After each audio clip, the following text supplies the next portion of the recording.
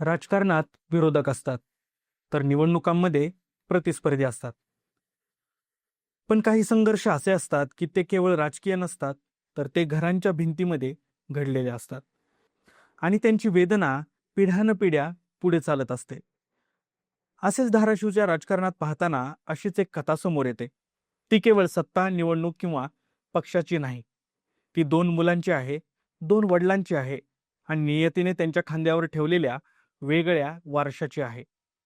आज फादर्स डेच्या निमित्ताने या कथेकडे राजकीय चष्म्यातून नव्हे, तर मानवी दृष्टिकोनातून आता एक पाहण्याची गरज आहे. एका मुलाने त्यांचे वडील गमावले. खासदार ओमराजे निंबाळकर यांच्यासाठी फादर्स डे हा इतरांसारखा केवळ साजरा करण्याचा दिवस नाही, कारण त्यांच्या आयुष्यात 20 वर्षापूर्वी एक अशी घटना घडली ज्याने त्यांचे संपूर्ण आयुष्य बदलून टाकले.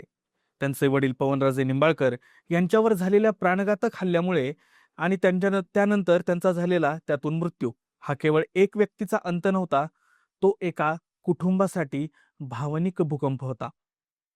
एका मुलाने आपल्या पित्याला गमावले होते. वडील हा मुलाच्या आयुष्यातील पहिला आधार असतो. अनेक स्वप्नांचा तो केंद्रबिंदू असतो.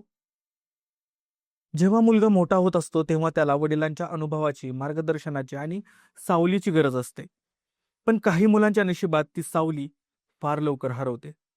ओमराजेंच्या आयुष्यातील हीच कदाचित सर्वात मोठी शोकांतिका होती. त्यांच्या पुढील राजकीय प्रवासात लोकांनी नेता पाहिला, खासदार पाहिला, वक्ता पाहिला, पण त्या चेहऱ्यामागे वडील गमावलेल्या मुलाची वेदना किती खोल असेल याचा विचार क्वचितच केला असेल. तसेच या कथेला दुसरी बाजूही आहे. दुसऱ्या मुलाने वडिलांभोवतीचे आरोप पाहिले होते. राणा जगजितसिंह पाटील. त्यांच्यासाठी हा इतिहास सोपा नव्हता. एका बाजूला सार्वजनिक जीवनात मोठे स्थान असलेले वडील, दुसऱ्या बाजूला गंभीर आरोप, न्यायालयीन लढाया, तपास, राजकीय संघर्ष आणि समाजातील चर्चा, तसेच राजकीय आयुष्य उद्ध्वस्त होतानाचं एक असलेलं चित्र. मुलाच्या नजरेत वडील हे फक्त राजकारणी नसतात, तर ते त्याच्या घरातील आधारस्तंभ देखील असतात. जग काही बोलत असले तरी, आरोप होत असले तरी, मुलगा आपल्या वडिलांकडे वेगळ्याच नजरेने पाहत असतो.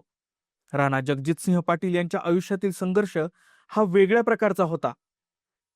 त्यांना वडिलांना गमवावे लागले नाही, पण वडिलांभोवती निर्माण झालेल्या आरोपांच्या जगात त्यांना जगावं लागलंय. न्यायालयीन प्रक्रिया, कायदेशीर लढाया आणि सार्वजनिक चर्चांमध्ये एका मुलाची मानसिक अवस्था काय असेल याची कल्पना करणे कठीण आहे.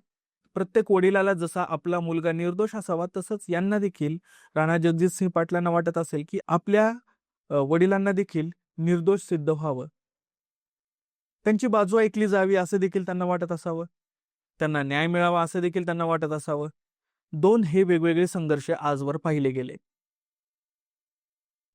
एका मुलाने वडील गमावले, दुसऱ्या मुलाने वडिलांच्या सन्मानासाठी आणि त्यांच्या बाजूच्या न्यायासाठी चाललेला हा संघर्ष अवघा 20 वर्ष चालला.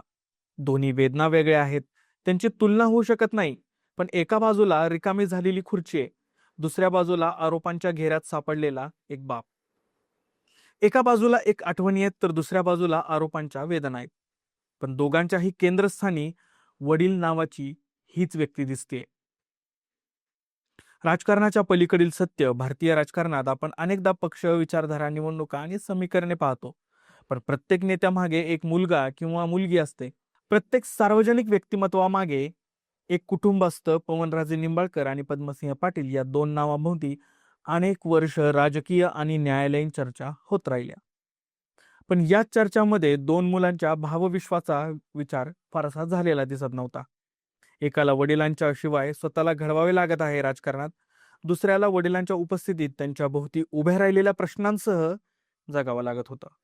फादर्स डेचा खरा अर्थ, फादर्स डे हा केवळ शुभेच्छांचा दिवस नव्हता, तो आपल्या आयुष्यातील वडिलांच्या भूमिकेचा विचार करण्याचा दिवस आहे. या दिवशी ओमराजे निंबाळकर आणि राणा जगजितसिंह पाटील यांच्याकडे पाहिलं तर एक गोष्ट प्रकर्षाने जाणवते. वडिलांचा वारसा केवळ संपत्ती, सत्ता किंवा राजकीय प्रभावाचा नसतो. तो संघर्षाचा असतो, तो मूल्यांचा असतो, तो आठवणींचा असतो. आणि काही वेळा तो अशा इतिहासाचाही असतो ज्याचे ओझे पुढील पिढ्यांना आयुष्यभर व्हावं लागणार आहे.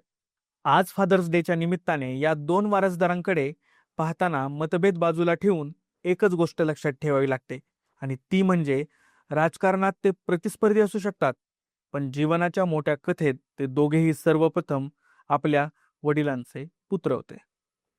आणि कदाचित याच ठिकाणी या संपूर्ण इतिहासाचा सर्वात मानवी, सर्वात भावनिक आणि सर्वात मोठा अर्थ दडलेला आहे.